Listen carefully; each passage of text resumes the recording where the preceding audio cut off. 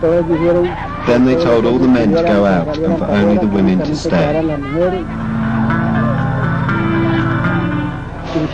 They took them away and they killed them.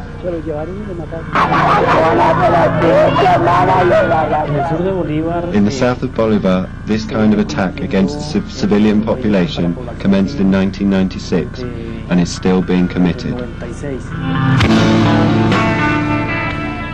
Before, they killed one of my sons. He was the one who supported me. Horribly bizarre things have happened, like the rape of some men in front of their children and wives.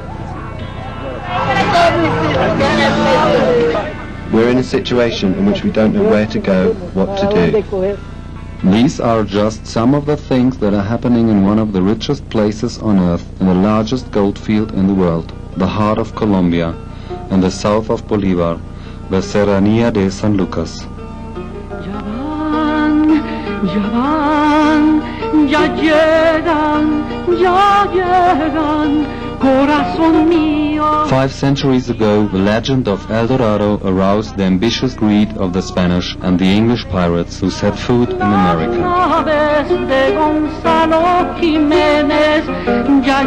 The legend of El Dorado was true. The splendor of its riches drove the conquerors on, not hesitating to murder, rob and massacre the indigenous people of Colombia in their path.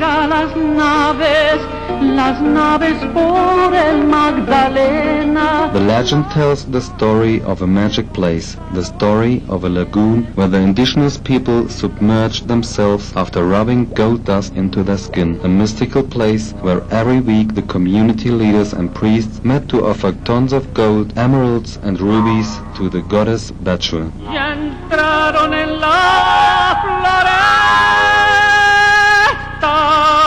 In the south of Bolivar, they arrived with black slaves and exterminated the Tajamí community.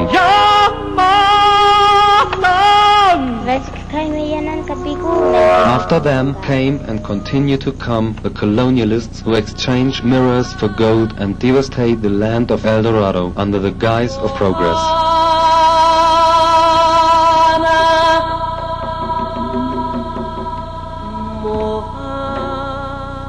This is Colombia, on the Caribbean Sea, in the imposing Andes at the foot of the Amazon basin.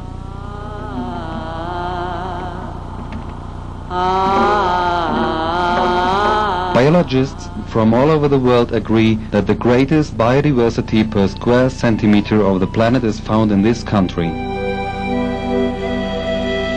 Its beaches still have white sand, and its flora and fauna cannot be compared with any other on the continent. The geological formations of Colombia give forth the largest and most beautiful emeralds on earth, the finest coal in the world, and an amazing amount of silver, nickel, uranium, marble, mercury, petroleum, and above all, gold at every step. The geological mapping of this country is still not complete, and as well there is still a great deal of room for the discovery of new fields of minerals, oil and coal, industrial raw materials, metals and other geological finds.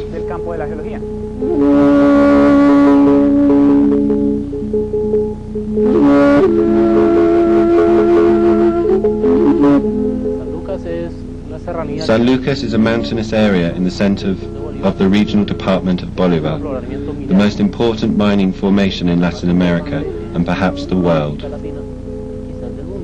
The beauty and exuberance of the San Lucas Serranía overwhelms the senses, combining mountain range, jungle and forest at an altitude of some 1,800 meters above sea level. There is gold all over the area, and the rivers, the surrounding valleys and the recesses of the earth. Gold production reaches 5,797,643 grams a year. Experts are confident there's no other gold field as rich as this one. The normal yield is 2 grams of gold per ton of ore removed, but in this zone 874 grams per ton is typical, which is very important because the cost of extracting a troy ounce in any part of the world is about $280 on average, but here the average cost is about $80, that's to say $200 less an ounce. Y aquí el promedio sería de $80, es decir, $200 menos. The negligible cost is due in a large part to the fact that there's so much gold, and because here life seems to have been frozen in time. Life in St. Lucas is lived within the paradox of the absolute wealth hidden in the womb of the earth, and the cruelty of the poverty and the underdevelopment.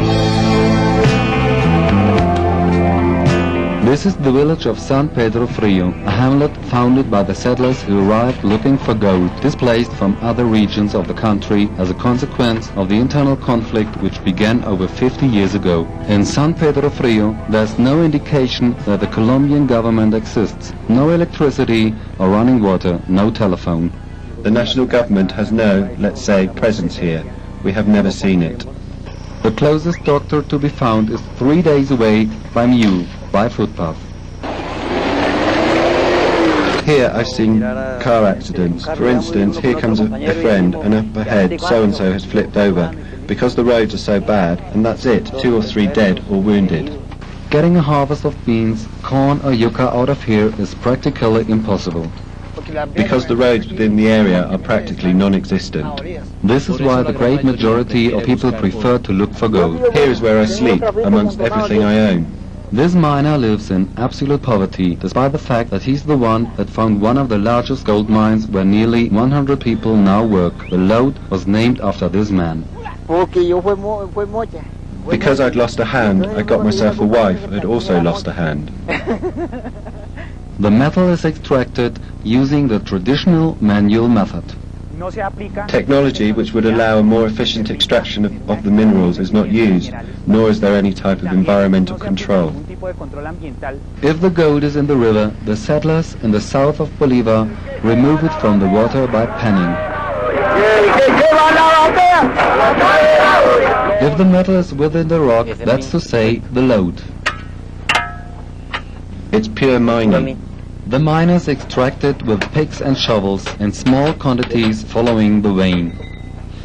This is one of the world's largest gold fields. Some experts compare it to the Carejon or Cusiana, but they're coal or petroleum, and here we've got gold. Here we've been extracting the material from seams using both open pit techniques and tunnels. You do this process because you can't put the stuff whole into barrels. You grab it with your hand, chop it up, and then throw it into the barrels. The ore is reduced to dust by grinding in Californian mills or continuous rolling ball mills, and after the red stew is subjected to cyanide. The exhausting days spent in the process of extraction adds up to what can be described as the beginning of a death sentence. A chemical process that will extract the finest particles of the metal that can't be recovered by amalgamation. For some time now, the miners of the south of Bolivar have learned, obligated by necessity, that there was no alternative but to clean the gold in basins of mercury or cyanide. After the soaking, we add the amount of cyanide required. We leave it covered for about 24 hours, then we open it to let the mixture flow through the registers to the little boxes where we add zinc. We remove the gold in the old can of cyanide, taking it to the fire to dry, and then we take it to be melted. The button will be produced there.